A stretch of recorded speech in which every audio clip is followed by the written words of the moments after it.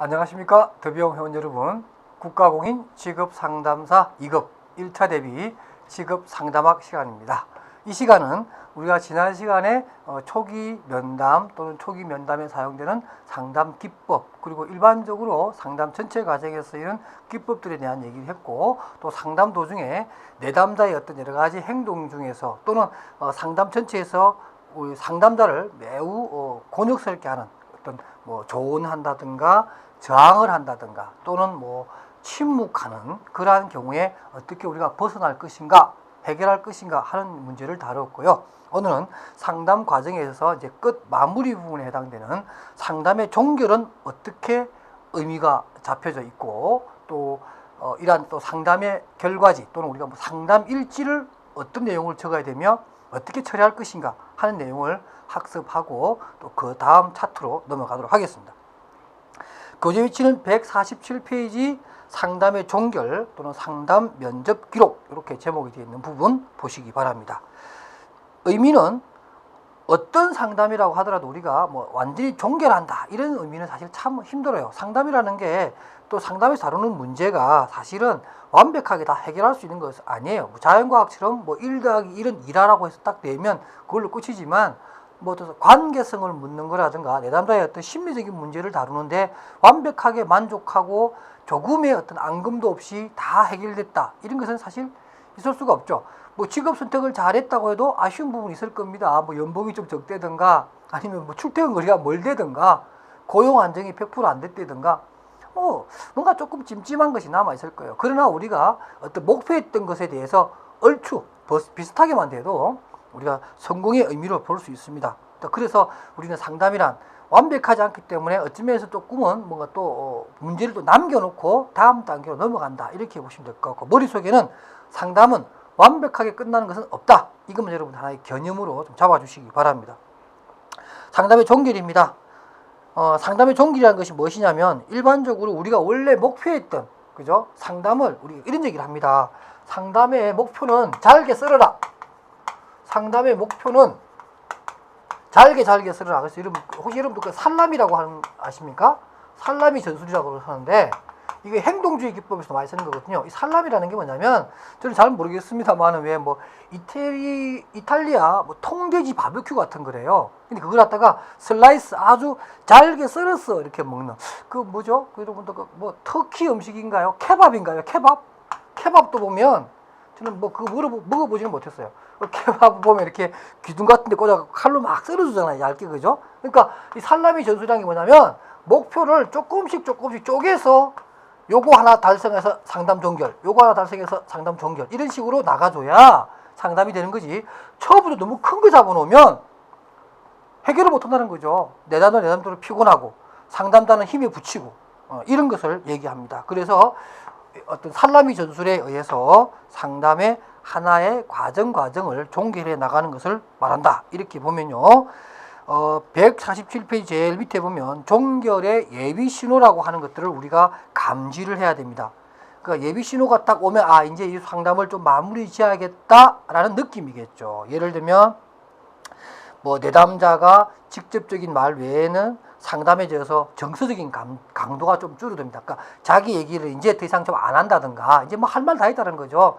속에 있는 얘기 다 끝내고 났으니까 더 이상 크게 할 말도 없고, 그 다음 또 갑자기 농담이 좀 더 많아진다든가, 또 주지야 같은 거 생기죠. 갑자기 이제 감출 건 감춰버리고, 그 문제는 제가 생각하고 싶지 않습니다라든가, 그 문제는 제가 초월했습니다라든가, 더 이상 얘기하고 싶지 않다는 거죠. 어떤 그런 조짐이 보이고, 또 약간의 이제 어떤 대행적인, 아까 했던 얘기 또 하고 하는 거 있죠. 이렇게 하다 보면은 이제 상담을 조금 마무리해야겠다라는 어떤 예비의 조짐이 옵니다. 그런 것을 얘기하는 거고요.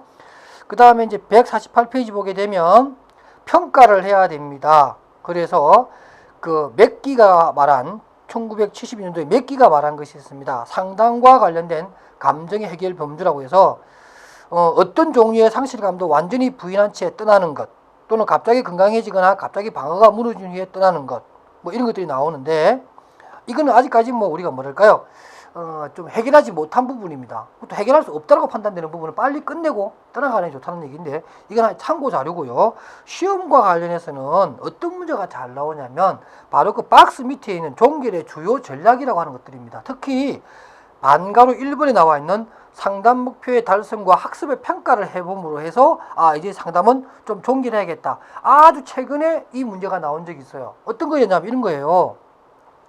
상담 말기, 상담을 종결해야 될 때 해야 될 상담자의 적절한 행동과 거리가 먼 것은 또는 적절한 행동은 이렇게 문제가 나온 적이 있어요.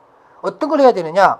내담자에게 일어났던 변화 중에 가장 중요한 것이 무엇인지를 열거 한번 해보고 또 검토해보고 기존에 설정되었던 상담 목표가 어느 정도 달성되었는가를 반드시 평가해 줘야 됩니다. 그 다음 또 기록된 메모나 상담일지 또 검사의 실시 그 내용에 대한 것 또 실시에 따른 기법 이런 것들을 평가할 수 있는 단계 정도가 되면 이제 상담을 좀 마무리할 때라는 거죠. 그리고 마무리할 때 반드시 상담자가 해야 될 행동이라는 거죠.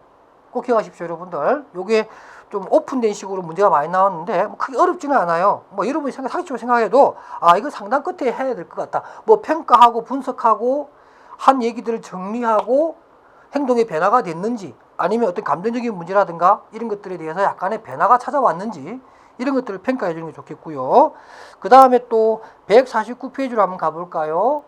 그 위에서 두 번째 줄에 상담 종결 후에 자신감 및 학습의 전이 이것도 챙겨봐야 됩니다. 그래서 상담을 딱 종결할 때쯤 돼가지고 내담자가 상담에 가졌던 기대라든가 또는 상담 과정에서 학습된 내용이라든가 이런 것들을 살펴보면서 추후적으로 팔로업이 될 수 있는 것들이 뭐가 있겠나 하는 것들을 챙겨주면서 가와 같이 새로운 목표를 하나 설정해 주는 것도 좋습니다. 자, 이 문제를 이렇게 해서 해결했지만 선생님에게 남아있는 문제가 이런 문제인데 이 스스로 선생님 한번 풀어보시고 만약 이게 선생님 좀 힘들다 그러면 또 한번 날 잡아서 상담 계획 잡아서 저랑 한번 얘기하는 시간을 갖도록 하시죠. 이렇게 해준다는 거죠. 또 나에 보면 상상기법, 이미지 기법을 사용해서 상담 없이도 살아가는 삶을 예견해 보도록 계획하도록 돕니다. 자, 우리가 그 리허설이라고 하는 기법 배웠어요, 여러분들. 기억나십니까? 리허설.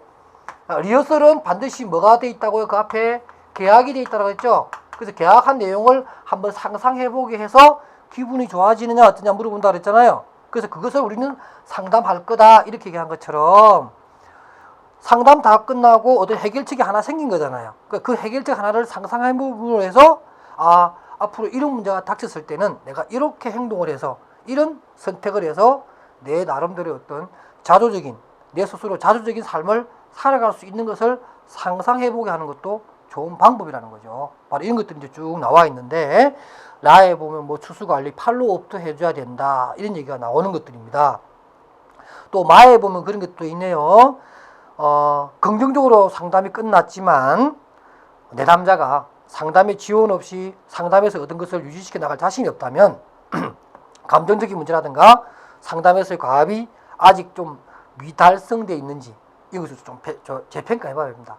표면적으로는 상담이 잘 된 것 같은데 또 나중에 보면 또 상담자가 좀 내담자가 그 상담의 결과물을 가지고서 활용하지 못한다고 판단되면 한 번 더 점검해 보는 것이 마지막에 해야 될 일들이라는 거죠. 아시겠죠? 이렇게 정리하고 그 다음에 상담 면접의 기록입니다. 면접의 기록지는 참 재미있는데 그 149페이지 밑에 보면 기출문제입니다. 이렇게 느닷없이 이런 문제가 나왔어요. 상담 기록지를 4번이나 원본은 4번이겠죠. 상담 기록지를 상담 끝나고 난 다음에 내담자에게 주는 게 좋을까요? 안 주는 게 좋을까요? 이런 문제가 나왔어요. 결론은 주는 게 좋다. 왜? 그게 나옵니다.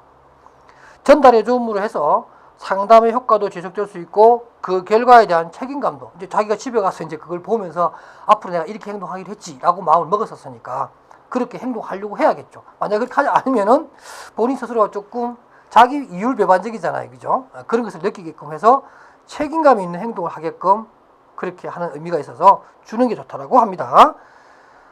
좀 분위기 바꿔서 150페이지 가면 이제 이러한 면접 기록지라든가 상담 결과지는 어떻게 쓸 거냐, 목적은 뭐냐, 상담을 촉진시킨다. 너무나 당연한 얘기겠지요. 그 다음 훈련 및 연구 목적에 이용한다. 상담 결과지를 이렇게 보면서 자기의 상담 사용했던 기법이라든가 이런 것을 좀 복습하기도 하고 다음에는 좀 더 잘할 수 있으려면 상담 기록지를 보면서 연구도 하고 학습도 하게 된다. 또 다른 전문가의 검토 자료가 되기도 합니다. 여러분들 앞으로 직업 상담사로 활동하시게 되면 반드시 하게 되는 것 중에 하나가 뭐냐면 아직은 뭐 여러분들이 그렇게 전문가 수준이 아니라고 봤을 때는 슈퍼비전을 받아야 됩니다. 그죠? 슈퍼바이저한테 슈퍼비전을 받아야 돼요. 그러니까 슈퍼비전을 받을 때 뭐 그냥 몸만 갑니까? 여러분들이 상담했던 내용을 가지고 와서 보다 더 전문가에게 뭐 저도 가끔씩 뭐 특강도 가기도 하고 또 외부 민간 위탁 이런 데서 한다든가 또 공공부문에서 일하는 상담사들 대상으로 해서 이제 갑니다. 그래서 이제 그 사람들 상담한 내용들 제가 쭉 들으면서 어느 쪽은 상담이 괜찮았고 어느 쪽은 좀 미진했다. 본인이 생각하기에 왜 그런가 이렇게 피드백을 한번 받아보고 또 제가 또 도움을 주실 때 어떤 조언을 해주는 이러한 슈퍼 비전도 제가 하거든요. 그런 겁니다. 그러니까 슈퍼 비전 받으려면 뭔가 뭘 가져와야 제가 비전 해주죠. 뭐 슈퍼 비전 해주죠, 그죠? 바로 이런 데 쓰인다. 그다음에 행정 및 법률적으로 이용합니다. 뭐 당연히 써야겠죠. 뭐 우리가 직업 상담사들의 상담 일지는 예를 들면 그런 거 있겠죠. 실업자들 창업 자금 같은 거 대부할 때 당신이 창업에 관한 상담을 받았는지 안 받았는지를 알 수가 없잖아요. 그거 받아야 주는 거거든요. 근로복지공단에서. 그러면은 고용센터라든가 이런 데서 내가 창업에 관한 상담을 받았다. 그럼 상담 일지를 딱 카피해서 그 근로복지공단에 주면 행정적으로 활용된 거잖아요. 그죠? 그러니까 상담 일지의 작성 목적이 되는 겁니다. 이 네 가지 여러분 반드시 기억해 두시고요. 그 다음에 151페이지에 가운데 보면 면접 기록의 일반적 지침이라고 하는 것이 있습니다. 뭐 상식이지만 그러나 깜빡하면 놓칠 수 있습니다.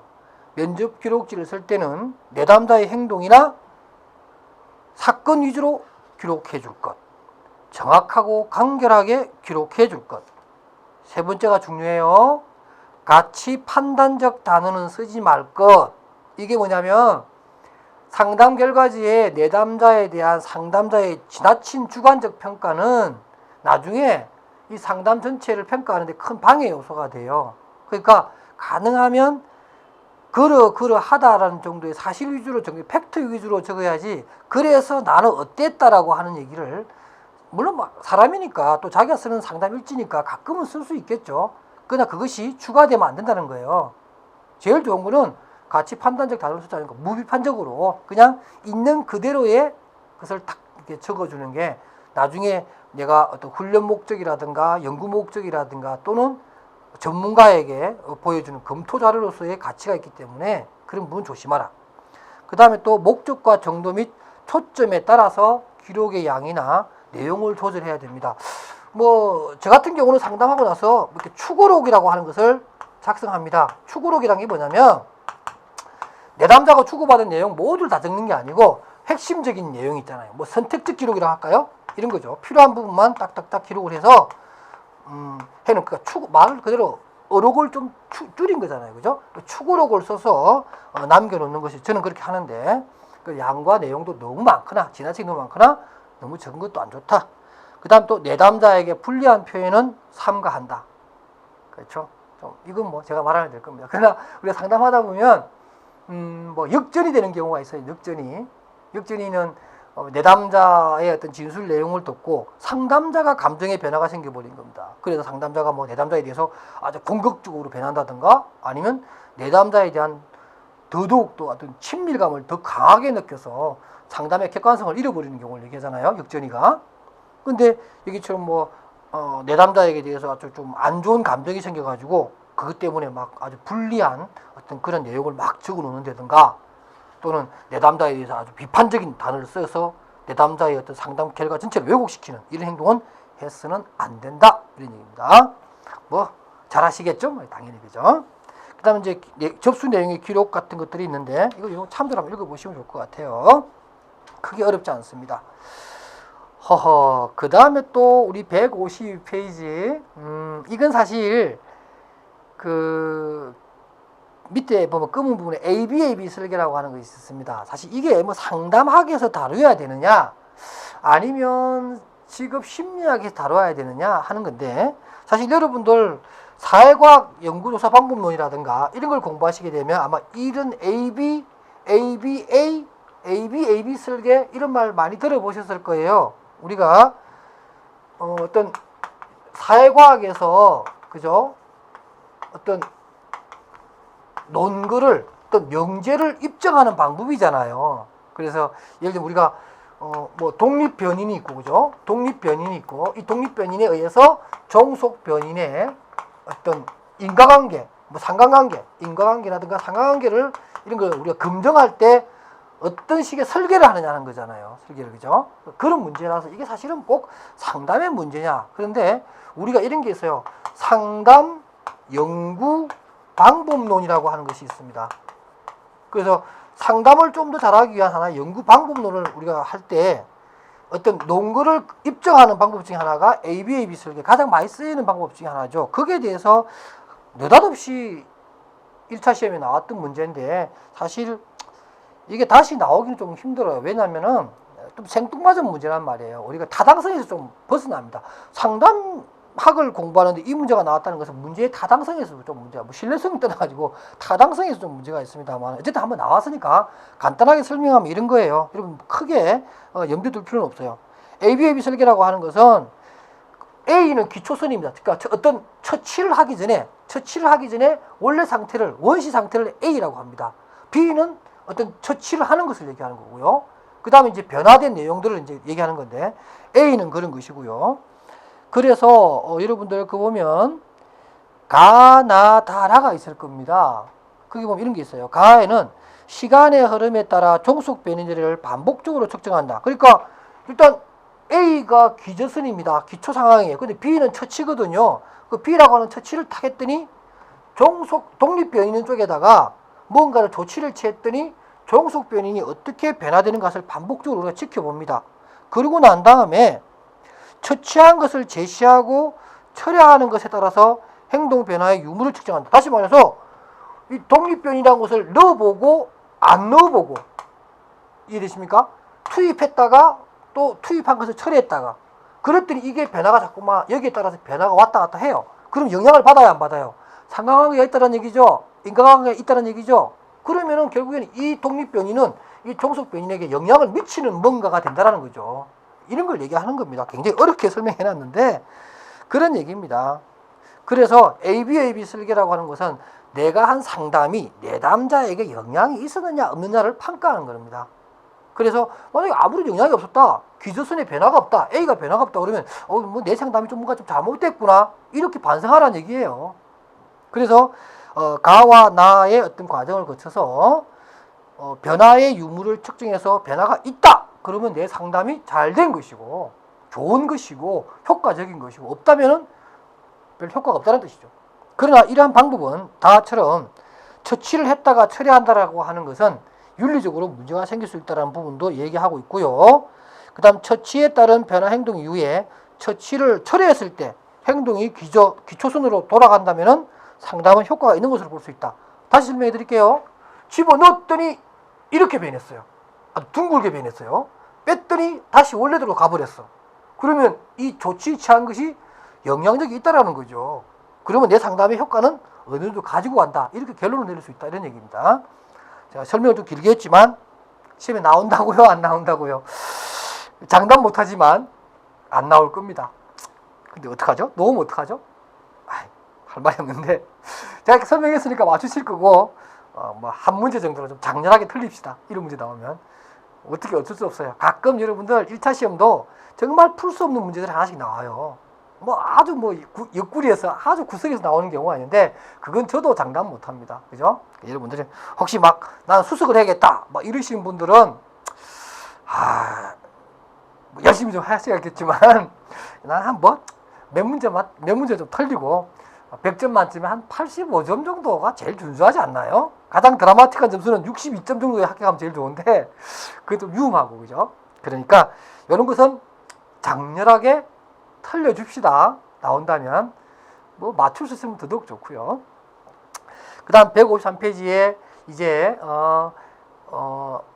이제 기출문제에서 기존 교과서에서는 잘 다루지 않았지만 기출문제에서 간간히 나오는 것들을 제가 몇 가지 제가 올려놨습니다. 특히 위기 조정 상담, 막 그런 거 있죠. 막 자살 충동을 느끼는 장기 구직자가 온다든가 뭐 여러 가지 막 아주 막 또 어떤 게 있냐면 뭐 신용불량 단계에 있는 사람들, 그죠? 뭐 여러 번 직장을 옮겼지만 계속 적응을 못해서 뭐 6개월 이상을 버텨내지도 못하는 그 여러 가지 어떤 심리적인 부분이든 재정적인 부분이든 아니면 여러 가지 가정 형편상의 문제라든지 이런 것들이 생겨서 위기 상황이 급박한 그런 상담의 경우에 굉장히 어렵습니다. 그래서 위기 조정 상담의 기본 관점은 일단은 도와준다라고 하는 봉사 정신을 가지고 덤벼야 된다. 아니면 큰일 난다라는 거죠. 왜냐하면 이게 상담을 하다 보면 상대방은 굉장히 큰 위기라고 생각하지만 내담자가 준비가 없으면 그거 뭐 큰 위기인가? 라고 하는 아주 잘못된 자세를 취할 수가 있습니다. 그런 것들을 경각심을 올려주는 얘기고요. 그러나 3번에 보면 아무리 위기 상담이라고 하더라도 상담자의 객관적 태도를 상실해서는 안 된다. 이런 말도 나오고요. 4 보면 혼자 다 풀려고 하면 안 됩니다. 위기 상담은 말 그대로 위기이기 때문에 내담자의 문제를 상담자 혼자서 다 풀려고 그러지 말고 필요하다면 이웃 다른 사람들 도움도 받고 관련 기관의 도움도 받고 이런 지혜가 필요하다는 거예요. 그런 얘기 하는 겁니다. 그 다음에 위기 상담의 진행 단계는 뭐 특별하게 다루지 않고 다만 기본적으로 보는 위기 상담이 뭐냐, 어떤 특징이 있느냐 하는 부분은 여러분들이 객관식 시험이 나오니까 알아두시고요. 그 다음 이제 실직자 위기 상담의 기본 요건으로서 가나 다가 있습니다. 반드시 여러분들 숙지해 주시기 바랍니다. 제가 읽어 드리지 않겠고요. 책에 있는 내용 참조하시기 바랍니다. 그 다음 위기 상담의 목표도 있습니다. 내담자에게 긴장감을 느끼게 한 환경적인 요인을 이해하도록 도와줘야 하며 그러한 긴장감을 제거해주고 적응 능력을 회복시켜주는 게 무엇보다도 중요하다. 여기까지. 자, 위기 능력, 위기 상담에 대한 말씀을 드렸고요. 그 다음에 사이버 상담에 대한 개념. 이것도 뭐 갑자기 많이 나오는데 왜 그러냐면 이제 우리나라가 뭐 이렇게 IT 산업이 굉장히 발달되어 있고 모든 사람들이 스마트폰도 쓰고 인터넷도 사용하고 이래서 사이버 공간에 대한 우리나라의 어떤 적응도는 굉장히 높은 편입니다. 그래서 옛날에 과거에 전화 상담보다는 오히려 사이트에 자기의 글을 올리고 호소 문제를 올리고 해결책을 찾는 이런 시대가 됐죠. 보통 우리가 N세대라고 그러는데요. 이러한 N세대들의 어떤 생활 라이프 스타일에 맞춰서 사이버 상담이 굉장히 중요한데 사이버 상담에 관련된 내용들 보면 154페이지에 보면 사이버 상담의 장단점 이런 게 나오죠. 그죠? 장점 한번 볼게요. 개인의 지위, 연령, 신분, 권력 등을 짐작할 수 있는 사회적 단서가 제공되지 않으므로 전달되는 내용 자체가 많은 주의를 기울이고 의미를 부여할 수 있다. 이렇게 얘기할 수 있겠고요. 또 내담자의 자발적인 참여로 상담이 진행되는 경우가 많습니다. 그렇죠. 그쪽에서 접속을 해야 되는 거니까. 그래서 대면 상담에 비해서 압도적으로 많고 내담자가 스스로 접속을 했다는 얘기는 스스로 그 문제를 풀고자 하는 동기가 확실해서 좋다라는 거죠. 또 상담자와 직접 얼굴을 대하지 않기 때문에 자신의 행동이나 감정에 대한 즉각적인 판단이나 비판을 염려하지 않아도 된다. 그러니까 내담자 입장에서 좀 편안하게 상담이 임할 수 있다. 이런 것들이 사이버 상담의 장점입니다. 사이버 상담의 장점 또 그 밑에 나오는 사이버 상담의 기법이 있죠. 요거 다 1, 2차에서 늘 나오는 거고 또 사이버 상담의 기법은 최근 1차에서 나왔던 겁니다. 어떤 건가요? 내담자의 자기 노출 정도 및 주요 진로 논점 파악. 지난번 시험에는 내담자가 아니고 상담자라고 이름을 살짝 바꿔놨어요. 헷갈리게 해놨어요. 이런 거 조심하시고 또 내담자의 진로 논점 유형 정하기, 직업 정보 가공하기, 마지막에 뭐 답변 작성하기 이런 것들이 사이버 상담의 기법입니다. 뭐 사이버 상담이라고 해서 일반적인 면대면 상담하고 뭐 독특한 기법이 더 있느냐 꼭 그런 건 아니지만 일단 안 보이는 데다가 이런 게 있으니까 약간은 독특한 것이 있죠. 또 사이버 상담의 장점이 이런 것도 있대요. 어떤 게 있냐면 따로 상담 일지를 안 써도 된다. 왜요? 어차피 워드로 쳐서 답변하고 워드로 쳐서 질문하는 거잖아요. 그러니까 상담과 동시에 상담 일지를 다 완성해 버린다는 거죠. 그래서 따로 상담 일지를 작성하지 않아도 된다. 저같이 게으른 사람은 아주 좋은 방법 중에 하나인 것 같아요. 그것도 하나의 장점으로 내세우는 얘기도 있습니다. 뭐 틀린 얘기 아니니까 만약에 그게 보기로 나오면 그것도 맞다라고 여러분 해주시기 바랍니다. 그 다음에 이제 생애 진로 및 구조화 면담법에 대한 얘기를 좀 하려고 합니다. 자, 이거 참 재밌습니다. 우리가 요거는 제가 조금 배경 얘기를 좀 할게요. 뭐냐면 우리가 LCT라고 하는 것이 있습니다. LCT. 이게 뭐냐면 라이프 크리어 테마, 생애 진로 주제입니다. 주제. 이 주제, 우리가 주제 이런 말을 쓰는데, 야, 네 주제가 뭐냐? 우리 그런 말 쓰죠? 이 주제라는 게 말이요. 어떤 주제냐면 그 사람의 진로와 커리어와 관련된 주제가 뭐냐? 이런 얘기입니다. 근데 우리 일반적으로 주제란 말을 이렇게 쓰잖아요. 좀 적절한 얘기인지 모르겠지만 우리 이래서 얘기할 수 있죠. 야, 너 주제에 그 대학은 언감생심, 택도 없어. 이렇게 얘기하잖아요. 그죠? 그러면은 그때 말하는 그 주제는 뭘까요? 야, 네 주제에 그 대학 택도 없어. 그 얘기는 구체적으로 얘기하면 그 아이의 어떤 수능 성적, 학력 같은 거겠죠. 그죠? 야, 네 학력으로 그 대학은 택도 없다. 이런 얘기잖아요. 그러니까 그때 말하는 그 주제도 쓸 수 있어요. 학업 능력으로서의 주제. 그 다음에 이렇게 쓸 수도 있어요, 여러분. 그래, 네 주제면은 그 사람하고 어울려. 결혼해도 잘 살 거야. 이렇게 얘기합니다. 그럼 그때 그 말하는 주제는 뭘까요? 좀 복합적이겠죠. 너의 뭐 미모, 외모, 너의 재력, 너의 직업, 너의 학력, 뭐 너의 성격, 이런 모든 것들을 다 봤을 때 그 사람하고 어울린다. 이렇게 얘기하자는 거잖아요. 우리 얼마든지 그렇게 얘기할 수 있죠. 바로 그겁니다. 그런 주제로서인데 진로와 관련된 그 사람만의 지조가 뭐냐는 거죠. 주제가 뭐냐는 거죠. 우리가 그거를 이제 파악해서 이것을 잘 파악한다면 우리는 상담하는데 굉장히 좀 수월하게 접근할 수 있다. 이렇게 설명할 수 있는 게 바로 이 생애 진로 주제라고 하는 겁니다. 그래서 여기도 155페이지 한번 볼까요? 가운데 딱 보면 내담자 이해의 틀이라고 하는 것이 있습니다. 그래서 보면 제가 줄 끄는 거 있어요. 행강편 같은 걸로 꺼야겠죠. 그죠? 네.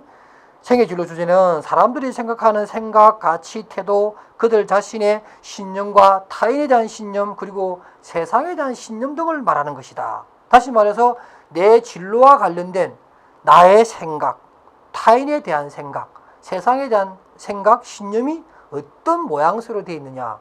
우리가 그걸 알아야 내담자의 가장 효과적인 어떤 접근법을 찾는다 그런 얘기죠. 그러면서 생애 진로 주제는 155페이지 보면 확인 분석 과정의 구조를 갖추고 있다라고 하면서 특히 우리는 진로와 관련되는 거니까 156페이지 보게 되면 특히 그 사람은 작업자로서 일하는 사람으로서 어떠한 주제를 가지고 있는가 또는 학습자로서 어떠한 주제를 가지고 있는가. 학습은 진로 결정에 굉장히 중요한 역할을 하잖아요. 그렇죠?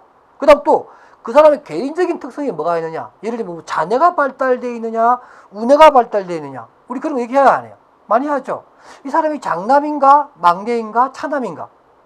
그 사람이 진로에 굉장히 중요한 역할을 합니다. 바로 그러한 것들을 살펴봄으로 해서 그것을 가지고서 내담자를 탐색해내는 아주 구조화된 상담 기법은 뭐가 있는가 하는 것을 공부하는 게 이 시간에 요 생애 진로 주제랑 LCT라고 하는 내용입니다. 그래서 오늘은 여기까지 끝내고요. 다음 시간에는 바로 이런 생애 진로 주제에 관련된 세 가지 테마를 학자별로 어떤 얘기들이 오고 갔는가 또 어떤 LCT 구조 기법으로 어떤 것들이 세계적으로 유명한가 하는 것들을 다음 시간에 공부하도록 하겠습니다. 자, 여러분 오늘도 수고하셨습니다.